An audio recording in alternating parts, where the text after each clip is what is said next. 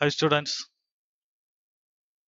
Elasticity എന്ന് പറയുന്ന ഒരു ഭാഗമാണ് നമ്മൾ കഴിഞ്ഞ ഭാഗം തൊട്ട് പറഞ്ഞു തുടങ്ങിയിട്ടുണ്ടായിരുന്നത്. കഴിഞ്ഞ ലെസൺ തൊട്ട് പറഞ്ഞു തുടങ്ങിയിട്ടുണ്ടായിരുന്നത് ഇലാസ്റ്റിസിറ്റി, ഇലാസ്തികത എന്ന് പറയുന്ന ഒരു ചാപ്റ്ററാണ് പറഞ്ഞു തുടങ്ങിയിട്ടുണ്ടായിരുന്നത്. അതിൽ elastic materials, plastic materials, thermoplastics, thermosetting plastics തുടങ്ങിയ കാര്യങ്ങൾ കഴിഞ്ഞ ലെസണിൽ, കഴിഞ്ഞ ക്ലാസ്സിൽ നമ്മൾ പറഞ്ഞു. അപ്പൊ ഇനി നമുക്ക് പറയാൻ വേണ്ടിയിട്ട് അതിനകത്തുള്ളത്, ഈ ലെസണിൽ പറയാനുള്ളത് ഒരു സിംഗിൾ ടേം ആണ്. സ്ട്രെസ് എന്ന് പറയുന്ന ഒരു ടേം ആണ്. സ്ട്രെസ് എന്ന് പറഞ്ഞു കഴിഞ്ഞാൽ എന്താണ്, അതിൽ ടൈപ്സ് ഓഫ് സ്ട്രെസ് എങ്ങനെയാണ് പറയാനായിട്ട് സാധിക്കുന്നത് എന്നുള്ള കാര്യങ്ങളാണ് ഇതിനകത്ത് പറയുന്നത്. അപ്പൊ സ്ട്രെസ്, അതുപോലെ തന്നെ tensile stress, compressive stress, shear stress, torsional stress, ഇത്തരം കാര്യങ്ങളാണ് നമുക്ക് ഇതിനകത്ത് പറയാൻ വേണ്ടിയിട്ട് ഉള്ളത്. അപ്പൊ നമുക്ക് ആദ്യം സ്ട്രെസ് എന്ന് പറഞ്ഞു കഴിഞ്ഞാൽ എന്താണ് എന്ന് നോക്കാം. സ്ട്രെസ് എന്ന് പറഞ്ഞു കഴിഞ്ഞാൽ എന്താണ് എന്നും ബേസിക്കലി മനസ്സിലാക്കേണ്ട ഒരു കാര്യമുണ്ട്. ഈ സ്ട്രെസ് എന്ന് പറയുന്ന ഒരു ബലമാണ്, ഒരു സമ്മർദ്ദമാണ്, ഒരു സമ്മർദ്ദ ബലമാണ് എന്ന് ബേസിക്കലി മനസ്സിലാക്കാം. നമ്മളിപ്പോ ഒരു ഒബ്ജക്റ്റിന് മുകളിൽ ഒരു ബലം കൊടുക്കുകയാണ്. ഒരു ഒബ്ജക്റ്റ്, ഒരു വസ്തുവിന് മുകളിൽ ഒരു മെറ്റാലിക് പാർട്ടാന്ന് കൺസിഡർ ചെയ്യാം. നമ്മൾ അതിന് മുകളിൽ ഒരു ബലം കൊടുക്കുമ്പോൾ ഒരു സിലിണ്ടറിക്കൽ പാർട്ട്, ചിത്രത്തിൽ കാണുന്ന ഒരു സിലിണ്ടറിക്കൽ പാർട്ട് കൺസിഡർ ചെയ്യാം. അതിന്റെ രണ്ട് എൻഡുകളിലും ഓപ്പോസിറ്റ് ഡയറക്ഷനിൽ ബലം കൊടുക്കുക, രണ്ട് പുള്ളിങ് ഫോഴ്സുകൾ കൊടുക്കുക. വലിക്കുകയാണെന്ന് കരുതുക.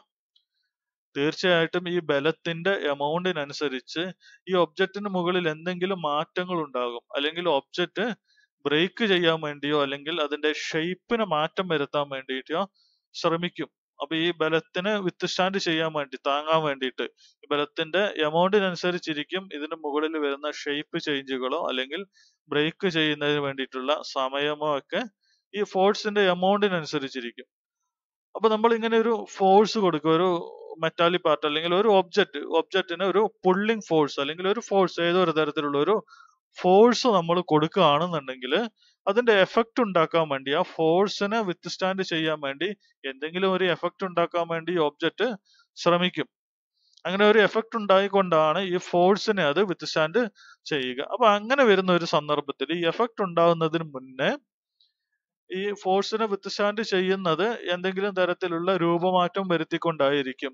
എന്നാൽ ഈ ഒബ്ജക്റ്റ് ഈ രൂപമാറ്റം വരുന്നതിന് മുന്നേ ഈ ഫോഴ്സിനെ വിത്ത്സ്റ്റാൻഡ് ചെയ്യാൻ വേണ്ടിയിട്ട്, താങ്ങി നിർത്താൻ വേണ്ടിയിട്ട് ശ്രമിക്കും. അല്ലെങ്കിൽ ഈ ഫോഴ്സിന്റെ എഫക്റ്റ്, ഫലം ഇല്ലാതാക്കാൻ വേണ്ടിയിട്ട് ശ്രമിച്ചുകൊണ്ടേയിരിക്കും. കാരണം ഈ ഒബ്ജക്റ്റിന് അതിൻ്റെതായിട്ടുള്ള ആ ഷേപ്പ്, സൈസ് ഒക്കെ നിലനിർത്തേണ്ടതായിട്ടുണ്ട്.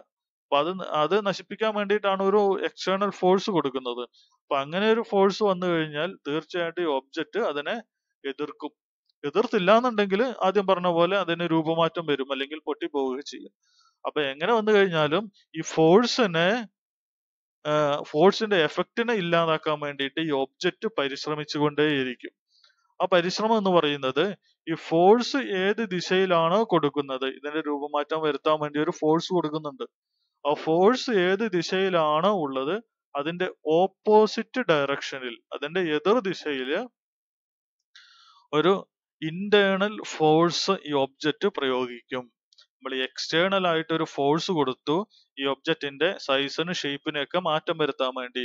പക്ഷെ ഈ ഒബ്ജക്റ്റിന് അതിന് മനസ്സിലായിരുന്നു ഈ ഒബ്ജക്റ്റ് ഈ രൂപമാറ്റം വരാതിരിക്കാൻ വേണ്ടിയിട്ട് എക്സ്റ്റേണൽ ആയിട്ട് കൊടുത്ത ഫോഴ്സിന് ഇന്റേണൽ ആയിട്ടുള്ള ഒരു ഓപ്പോസിറ്റ് ഫോഴ്സ് കൊടുക്കുന്നുണ്ട്. ഇന്റേണൽ ആയിട്ടൊരു ഓപ്പോസിറ്റ് ഫോഴ്സ് കൊടുക്കുന്നുണ്ട്. ഇങ്ങനെ ഈ ഒബ്ജക്റ്റിൽ ഉണ്ടാകുന്ന ഇന്റേണൽ ഓപ്പോസിറ്റ് ഫോഴ്സിനെയാണ് സ്ട്രെസ് എന്ന് പറയുന്നത്. ഇന്റേണൽ ഓപ്പോസിറ്റ് ഫോഴ്സിനെയാണ് സ്ട്രെസ് എന്ന് പറയുന്നത്.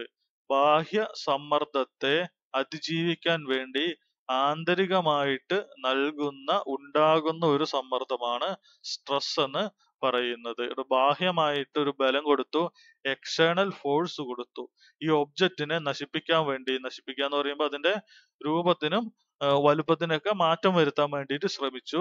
പക്ഷെ ഒബ്ജക്റ്റ് ഈ ശ്രമത്തിനെയൊക്കെ താങ്ങി നിർത്തുന്നുണ്ട്, അല്ലെങ്കിൽ ആ രൂപമാറ്റം വരാതിരിക്കാൻ വേണ്ടി ഒബ്ജക്റ്റ് പരിശ്രമിക്കുന്നുണ്ട്.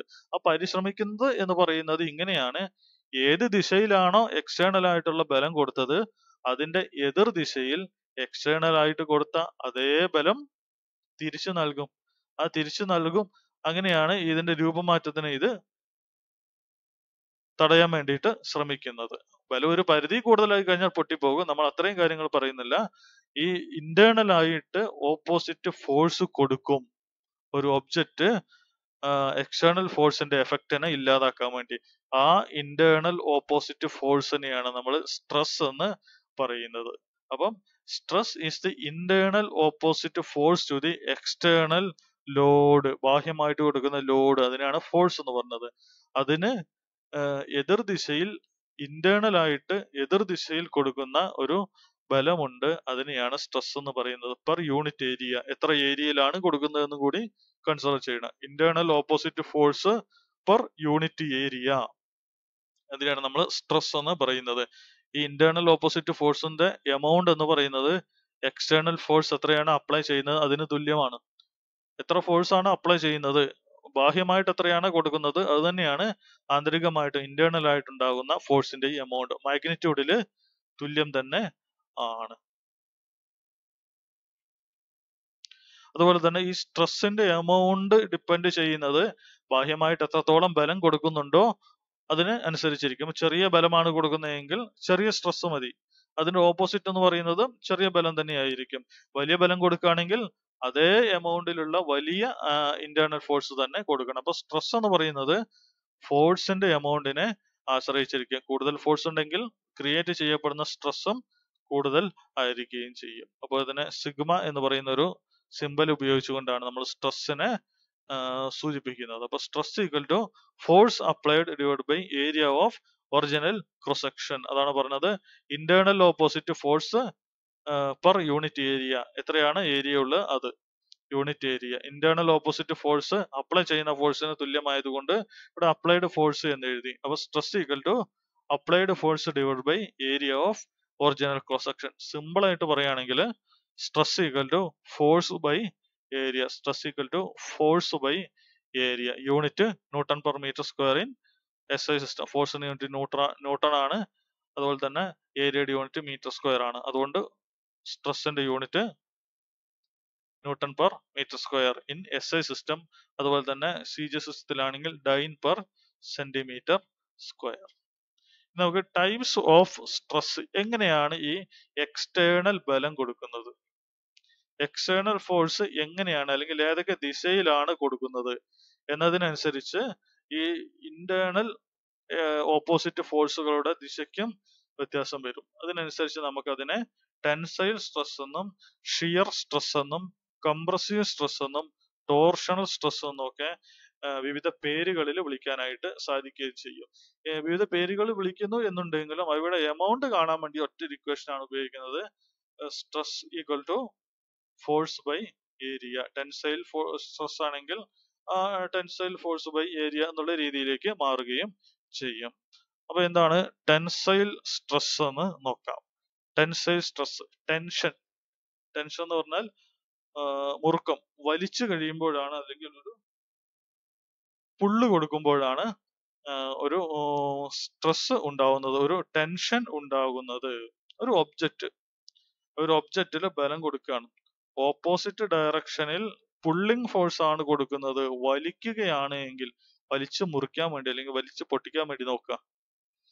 ഒരു ഒബ്ജക്റ്റിന് ഓപ്പോസിറ്റ് ഡയറക്ഷനിൽ ടെൻസൈൽ ഫോഴ്സ് കൊടുക്കുകയാണ്. ടെൻസൈൽ ഫോഴ്സ്, ടെൻഷൻ ഉണ്ടാകുന്ന, മുറുക്കം ഉണ്ടാകുന്ന ബലമാണ് കൊടുക്കുന്നത് എങ്കിൽ തീർച്ചയായിട്ടും അതിനകത്ത് സ്ട്രെസ് രൂപപ്പെടും. ആ സ്ട്രെസ്സിനെയാണ് ടെൻസൈൽ സ്ട്രെസ് എന്ന് പറയുന്നത്. ഇവിടെ ഫോഴ്സ് അല്ലെങ്കിൽ ലോഡ് എന്ന് പറയുന്നത് ടെൻസൈൽ ലോഡാണ് അല്ലെങ്കിൽ ടെൻസൈൽ ഫോഴ്സ് ആണ്.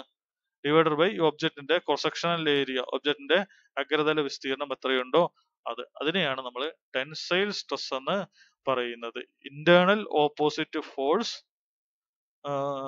അഗെയിൻസ്റ്റ് എക്സ്റ്റേണൽ ടെൻസൈൽ ഫോഴ്സ്, അതിനാണ് നമ്മൾ ടെൻസൈൽ സ്ട്രെസ് എന്ന് പറയുന്നത്. അപ്പൊ tensile stress equal to tensile force അല്ലെങ്കിൽ tensile load divided by area of cross section. Stress equal to load by area, tensile stress equal to tensile load by area of cross section. അതിനാണ് നമ്മൾ tensile stress എന്ന് പറയുന്നത്. ഒരു ഒബ്ജക്റ്റിനെ പുള്ള് ചെയ്യുമ്പോൾ ഒബ്ജക്റ്റിനകത്ത് ഉണ്ടാകുന്ന സ്ട്രെസ്സിനെയാണ് tensile stress എന്ന് പറയുന്ന ഒരു ഒബ്ജക്റ്റിനെ ഓപ്പോസിറ്റ് ഡയറക്ഷനിൽ പുൾ ചെയ്യുമ്പോൾ, വലിക്കുമ്പോൾ, ടെൻഷൻ ഫോഴ്സ് കൊടുക്കുമ്പോൾ ഒബ്ജക്റ്റിൽ ക്രിയേറ്റ് ചെയ്യപ്പെടുന്ന സ്ട്രെസ്സിനെയാണ് ടെൻസൈൽ സ്ട്രെസ് എന്ന് പറയുന്നത്. Tensile stress equal to tensile load അല്ലെങ്കിൽ ടെൻസൈൽ ഫോഴ്സ് എത്രയുണ്ടോ അതേ divide by area of cross section. ഉദാഹരണമാണ് when brake is applied the brake rod is under tensile stress.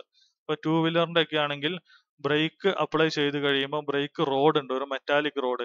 ഈ മെറ്റാലിക് റോഡ് വലിയുകയാണ് ചെയ്യുന്നത്. മെറ്റാലിക് റോഡിനെ വലിച്ചുകൊണ്ടാണ് ഈ ബ്രേക്ക് ഷൂ വീലുകളിലേക്ക് ചേർത്ത് വെച്ച് ബ്രേക്കിംഗ് സാധ്യമാക്കുന്നത്. അപ്പൊ ബ്രേക്ക് റോഡിന് മുകളിൽ ഉണ്ടാകുന്ന വലിവാണ്, ടെൻഷൻ ആണ്. ആ റോഡിന് മുകളിൽ ഉണ്ടാവുന്ന സ്ട്രെസ് ആണ് ടെൻസൈൽ സ്ട്രെസ് എന്ന് പറയുന്നത്. അതുപോലെ തന്നെ ബെൽറ്റ് ഡ്രൈവിംഗ് ദി ഫാൻ, ഇത് ഫാനിനെ കറക്കാൻ വേണ്ടി ഉപയോഗിക്കുന്ന ബെൽറ്റ്, സാധാരണ വി ബെൽറ്റുകളോ അല്ലെങ്കിൽ ഫ്ലാറ്റ് ബെൽറ്റുകളോ, ബെൽറ്റുകൾക്ക് മുകളിലൊക്കെ ടെൻഷൻ ആണ് ഉണ്ടാകുന്നത്. ഒരു ടൈറ്റ് ആയിട്ടാണ് റൊട്ടേറ്റ് ചെയ്യുന്നത്, വലിഞ്ഞുകൊണ്ടേയിരിക്കുന്നു, ഒരു വലിക്കുന്ന ഒരു ബലമാണ് അതിന് മുകളിലുള്ളത്.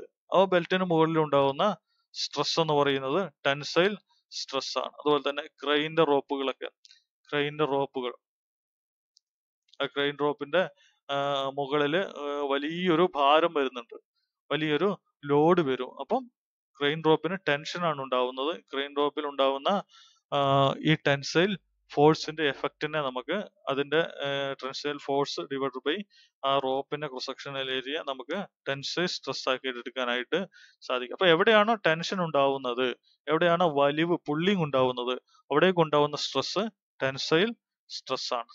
മറ്റൊന്നാണ് compressive stress. Compressive stress, tensile സ്ട്രെസ്സും കംപ്രസീവ് സ്ട്രെസ്സും ആൾമോസ്റ്റ് സെയിം തന്നെയാണ്. പക്ഷെ ഒരു ചെറിയൊരു വ്യത്യാസമേ ഉള്ളൂ. ഫോഴ്സിന്റെ ഡയറക്ഷനിൽ വ്യത്യാസമുണ്ട്. ഫോഴ്സിന്റെ ഡയറക്ഷനിൽ വ്യത്യാസമുണ്ട്. ടെൻസൈൽ ലോഡിൽ ഒരു പുള്ളിങ് ഫോഴ്സ് ആയിരുന്നു, വലിക്കുന്ന ബലമായിരുന്നുവെങ്കിൽ കംപ്രസീവ് സ്ട്രെസ്സിൽ അതൊരു പുഷ് ഫോഴ്സ് ആണ്, പുഷിങ് ഫോഴ്സ് ആണ്, അല്ലെങ്കിൽ ഒരു പ്രസ് ചെയ്യുന്ന, ഒരു കംപ്രസ് ചെയ്യുന്ന ഒരു ഫോഴ്സ് ആണ്. When a material is subjected to two equal and opposite axial pushes, the material tends to decrease in length. അതായത് ഒരു ആക്സിയൽ പുഷ് ആണ്, ഓപ്പോസിറ്റ് ഡയറക്ഷനിലുള്ള ഒരു പുഷ് ആണ് കൊടുക്കുന്നതെങ്കിൽ അത് നീളം കുറയാൻ വേണ്ടിയിട്ട് ശ്രമിക്കുക. അതാണ് അതിന്റെ എഫക്റ്റ് എന്ന് പറയുന്നത്. ടെൻസൈൽ ലോഡ് ആയിരുന്നപ്പം നീളം കൂട്ടാൻ വേണ്ടിയിട്ടാണ് ശ്രമിക്കുന്നത്, അതിന്റെ എഫക്റ്റ് അങ്ങനെയായിരുന്നു. അതിന് എതിരായിട്ടാണ് നമ്മൾക്ക് ടെൻസൈൽ സ്ട്രെസ് ഉണ്ടായിരുന്നത്. എന്നാൽ കംപ്രസീവ് സ്ട്രെസ്സിൽ കംപ്രസീവ് ലോഡാണ്, പ്രസ് ചെയ്യുന്ന ലോഡാണ്, അത് അതിന്റെ നീളം കുറയ്ക്കാൻ വേണ്ടിയിട്ട് ശ്രമിക്കും. ആ നീളം കുറയുന്നതിന് എതിർക്കാൻ വേണ്ടിയിട്ട് അത് ശ്രമിക്കും. ആ ഒരു സ്ട്രെസ്സിനെയാണ് നമ്മൾ കംപ്രസീവ് സ്ട്രെസ് എന്ന് പറയുന്നത്. Compressive stress equal to compressive load divided by area of cross section. ഇതിനെ കംപ്രസ് ചെയ്യുന്ന ലോഡ് എത്രയാണ് വരുന്നത് അതേ ഡിവൈഡഡ് ബൈ അതിന്റെ ഏരിയ, ഇതിന്റെ ക്രോസ് സെക്ഷണൽ ഏരിയ. സിലിണ്ടർ ആണെങ്കിൽ സിലിണ്ടറിന്റെ ക്രോസ് സെക്ഷണൽ ഏരിയ, അതാണ് കംപ്രസീവ് സ്ട്രെസ് എന്ന് പറയുന്നത്. Compressive load divide by area of cross section. ഉദാഹരണത്തിന് വാഹനങ്ങളുടെ എഞ്ചിൻ സിലിണ്ടറിനകത്ത് വരുന്ന കണക്റ്റിംഗ് റോഡ് എന്ന് പറയുന്ന ഒരു ഭാഗമുണ്ട്. കണക്റ്റിംഗ് റോഡ് എന്നറിയപ്പെടുന്ന ഒരു ഭാഗമുണ്ട്. ഇതിന് മുകളിൽ വരുന്ന ലോഡ് എന്ന് പറയുന്നത് കംപ്രസീവ് ലോഡാണ്. ആ കണക്റ്റിംഗ് റോഡിൽ ഉണ്ടാവുന്ന സ്ട്രെസ്സും കംപ്രസീവ് സ്ട്രെസ് ആണ്. അതുപോലെ തന്നെ ക്ലച്ച് ലൈനിങ് എൻഗേജ് ചെയ്യുന്ന സമയത്ത് ഉണ്ടാവുന്ന ലോഡ് കംപ്രസീവ് ലോഡാണ്. സ്ട്രെസ് എന്ന് പറയുന്നത് കംപ്രസീവ് സ്ട്രെസ്സും ആയിരിക്കും. മറ്റൊന്നാണ് ഷിയർ സ്ട്രെസ് എന്ന് പറയുന്നത്. ഷിയർ സ്ട്രെസ് നമ്മൾ ടെൻസൈൽ സ്ട്രെസ്സിലും അതുപോലെ തന്നെ കംപ്രസീവ് സ്ട്രെസ്സിലും ലോഡ് എങ്ങനെയാണെന്ന് പറഞ്ഞു. ഓപ്പോസിറ്റ് ലോഡുകളാണ്. പക്ഷെ ആ ഓപ്പോസിറ്റ് ലോഡുകൾക്ക് ഒരു പ്രത്യേകത പറഞ്ഞു, അത് ഈക്വൽ ആൻഡ് ഓപ്പോസിറ്റ് ഇൻലൈൻ ഫോഴ്സുകളാണ്. ഇൻലൈൻ ഫോഴ്സുകൾ, ഈക്വൽ ആൻഡ് ഓപ്പോസിറ്റ് ഇൻലൈൻ ഫോഴ്സുകളാണ് ഉണ്ടായിരുന്നത്, ഒരേ ലൈനിലാണ് ആക്ട് ചെയ്യുന്നത്.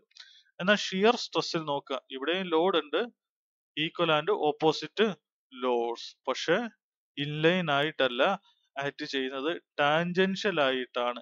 ഈ ലൈനുകൾ ഫോഴ്സുകളുടെ ലൈൻ ഓഫ് ആക്ഷന്റെ ഇടയിൽ ഒരു ഡിസ്റ്റൻസ് ഉണ്ട്. അപ്പൊ അങ്ങനെ വരുമ്പം നമുക്ക് ഈ ഒബ്ജക്റ്റുകൾ രൂപമാറ്റം വരുത്താൻ വേണ്ടിയിട്ട് ലെങ്ത് മാറ്റം വരുത്താൻ വേണ്ടിയിട്ടല്ല ശ്രമിക്കുക, പകരം ഈ ജോയിൻ ചെയ്തിരിക്കുന്ന ഭാഗം ഷിയർ ചെയ്യാൻ വേണ്ടി, ബ്രേക്ക് ചെയ്ത് പോകാൻ വേണ്ടിയിട്ടാണ് ശ്രമിക്കുന്നത്. അപ്പൊ ആ ബ്രേക്ക് ചെയ്യുന്നതിനെതിരായിട്ട് വരുന്ന ഫോഴ്സിനെയാണ് നമ്മൾ ഷിയർ സ്ട്രെസ് എന്ന് പറയുന്നത്. ഇതേപോലെ ടാൻജൻഷ്യൽ ആയിട്ട് ഓപ്പോസിറ്റ് ഡയറക്ഷനിൽ ഈ രണ്ട് ഫോഴ്സുകളുടെയും ലൈൻ ഓഫ് ആക്ഷൻ തമ്മിൽ ഒരു വ്യത്യാസമുണ്ട്. ലൈൻ ഓഫ് ആക്ഷൻ തമ്മിൽ വ്യത്യാസമുണ്ട്. അപ്പൊ തീർച്ചയായിട്ടും ഈ ലൈൻ ഓഫ് ആക്ഷന്റെ സെന്ററിൽ വരുന്ന ഭാഗം, ജോയിൻ ചെയ്തിരിക്കുന്ന ഭാഗം ബ്രേക്ക് ചെയ്ത് പോകാൻ വേണ്ടിയിട്ടാണ് ശ്രമിക്കുക. അപ്പൊ ആ ഭാഗം ബ്രേക്ക് ചെയ്യാതിരിക്കാൻ വേണ്ടിയിട്ടൊരു ഓപ്പോസിറ്റ് ഫോഴ്സ് ഉണ്ടാക്കും. ആ ഫോഴ്സിനെയാണ് നമ്മൾ ആ സ്ട്രെസ്സിനെയാണ് നമ്മൾ ഷിയർ സ്ട്രെസ് എന്ന് പറയുന്നത്. ഈ opposite force per unit area, എത്രയും സ്ഥലത്താണോ ആ ഓപ്പോസിറ്റ് ഫോഴ്സ് വരുന്നത് അതിന്റെ ഏരിയ, അതിനെയാണ് നമ്മൾ ഷിയർ സ്ട്രെസ് എന്ന് പറയുക. ഇവിടെ ഷിയർ ചെയ്തു പോവുക, കീറി പോവുകയാണ് ചെയ്യുന്നത്. അതിനാണ് നമ്മൾ ഷിയർ സ്ട്രെസ് എന്ന് പറയുന്നത്. അപ്പൊ shear stress equal to shear force അല്ലെങ്കിൽ shear load divide by area of cross section. Shear load എന്ന് പറയുന്നത് ഈ ഓപ്പോസിറ്റ് വരുന്ന load, area of cross section എന്ന് പറയുന്ന ഈ ഉദാഹരണത്തിൽ ഈ റിവറ്റിന്റെ area of cross section, circular area of cross section ആണ് വരുന്നത്. ഈ ഷിയർ സ്ട്രെസ്സിനെ സൂചിപ്പിക്കാൻ വേണ്ടി ടോ എന്ന് പറയുന്ന ഒരു സിമ്പിൾ ആണ് ഉപയോഗിക്കുന്നത്. TOE, ടോ എന്ന് പറയുന്ന ഒരു സിമ്പിൾ ആണ് ഇവിടെ ഉപയോഗിക്കുന്നത്. അപ്പൊ അതാണ് ഷിയർ സ്ട്രെസ് എന്ന് പറയുന്നത്. ടാൻജൻഷ്യൽ ആയിട്ട് ഓപ്പോസിറ്റ് ഫോഴ്സുകൾ പ്രവർത്തിക്കുമ്പോൾ ഈ ഓപ്പോസിറ്റ് ഫോഴ്സുകളുടെ ഇടയിൽ വരുന്ന ഈ റെസിസ്റ്റിംഗ് സെക്ഷൻ, ഈ ഓപ്പോസിറ്റ് ഫോഴ്സുകളുടെ സെന്ററിൽ വരുന്ന ഒരു സെക്ഷൻ ഉണ്ട്, ഒരു ഭാഗമുണ്ട്, അതിനാണ് റെസിസ്റ്റിംഗ് സെക്ഷൻ എന്ന് പറയുന്നത്. ഈ റെസിസ്റ്റിംഗ് സെക്ഷനിൽ വെച്ചാണ് മുറിഞ്ഞു പോവുക. പക്ഷെ മുറിഞ്ഞു പോകുന്നതിന് മുന്നേ ഈ മുറിഞ്ഞു പോകുന്നതിനെ എതിർക്കാൻ വേണ്ടിയിട്ട് ഒരു എതിർബലം ഈ റെസിസ്റ്റിംഗ് സെക്ഷൻ കൊടുക്കും. ആ എതിർബലം എത്ര ഏരിയയിലാണ് കൊടുക്കുന്നത് അതിനെയാണ് നമ്മൾ ഷിയർ സ്ട്രെസ് എന്ന് പറയുന്നത്. ഓപ്പോസിറ്റ് ഫോഴ്സ് ബൈ അല്ലെങ്കിൽ shear force divide by area of cross section, ഇതാണ് ഷിയർ സ്ട്രെസ് എന്ന് പറയുന്നത്. ഉദാഹരണത്തിന് റിവറ്റുകളൊക്കെ ഉണ്ടാവുന്ന ഫോഴ്സ് ഷിയർ ഫോഴ്സ് ആണ്. ഗഡ്ജൻ പിന്ന്, പിസ്റ്റണിന്റെയും കണക്റ്റിംഗ് റോഡിന്റെയും ഇടയിൽ വരുന്ന പിന്നാണ് ഗഡ്ജൻ പിന്ന്. അതിനകത്ത് ഉണ്ടാവുന്ന സ്ട്രെസ് എന്ന് പറയുന്നത് ഷിയർ സ്ട്രെസ് ആണ്. അതുപോലെ തന്നെ സ്പ്രിംഗ് ഷാക്കിൾ പിൻ എന്ന് പറയുന്നത്, അതായത് വാഹനങ്ങളുടെ ലീഫ് സ്പ്രിങ്ങുകളെ ബോഡിയുമായിട്ട് ബന്ധിപ്പിക്കുന്ന ഒരു പിന്നുണ്ട്, ഷാക്കിൾ പിൻ എന്ന് പറയുന്നത്. ആ പിന്നിലുണ്ടാവുന്നത് ഷിയർ സ്ട്രെസ് ആണ്. അതുപോലെ തന്നെ ബ്രേക്ക് റോഡ്, റിവറ്റുകൾക്കിടയിൽ ഉണ്ടാവുന്നതും ഷിയർ സ്ട്രെസ് തന്നെ ആയിരിക്കും. മറ്റൊന്നാണ് ടോർഷണൽ സ്ട്രെസ് എന്ന് പറയുന്നത്. ടോർഷൻ എന്ന് പറയുമ്പോൾ ട്വിസ്റ്റിംഗ് ഫോഴ്സ് അല്ലെങ്കിൽ ടോർക്ക്.